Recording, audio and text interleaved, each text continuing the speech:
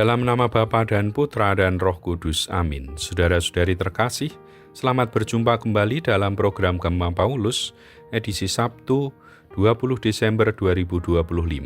Bersama saya Romo Ogi Dwihatmanto OFM. Hari ini kita akan merenungkan Injil Lukas bab 1 ayat 26-38. Tuhan bersamamu dan bersama rohmu. Inilah Injil suci menurut Lukas, dimuliakanlah Tuhan. Dalam bulan yang ke-6, Allah menyuruh malaikat Gabriel pergi ke sebuah kota di Galilea bernama Nazaret, kepada seorang perawan yang bertunangan dengan seorang bernama Yusuf dari keluarga Daud. Nama perawan itu Maria. Ketika malaikat itu masuk ke rumah Maria, ia berkata, "Salam, hai engkau yang dikaruniai, Tuhan menyertai engkau." Maria terkejut mendengar perkataan itu, lalu bertanya di dalam hatinya, apakah arti salam itu?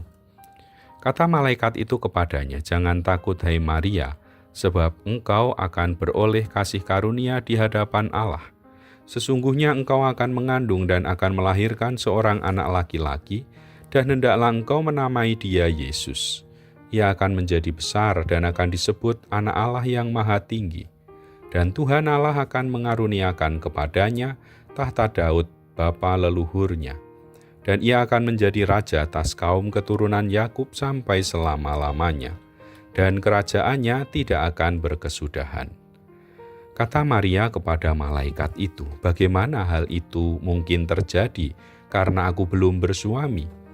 Jawab malaikat itu kepadanya, "Roh Kudus akan turun atasmu, dan kuasa Allah yang Maha Tinggi akan menaungi engkau.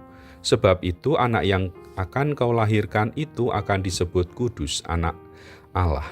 Dan sesungguhnya Elisabet sanakmu itu, ia pun sedang mengandung seorang anak laki-laki pada hari tuanya. Dan inilah bulan yang ke-6 bagi dia yang disebut mandul itu. Sebab bagi Allah tidak ada yang mustahil."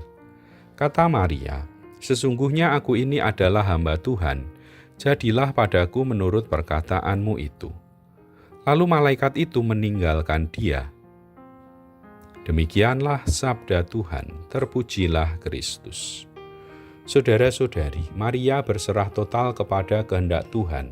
Ia berkata, "Aku ini hamba Tuhan, terjadilah padaku menurut perkataanmu." Kita diajak untuk meneladan iman Maria, menerima rencana Tuhan dalam hidup kita, dan tetap berpegang pada harapan akan kedatangan Yesus yang membawa keselamatan. Bahkan ketika keadaan terlihat sulit atau tidak masuk akal, karena di tangan Tuhan tidak ada yang mustahil. Tuhan beserta kita sekarang dan selama-lamanya. Semoga kita semua dan alam semesta dibimbing, dilindungi, dan diberkati oleh Allah yang Maha Kuasa dan Setia, Bapa dan Putra dan Roh Kudus. Amin.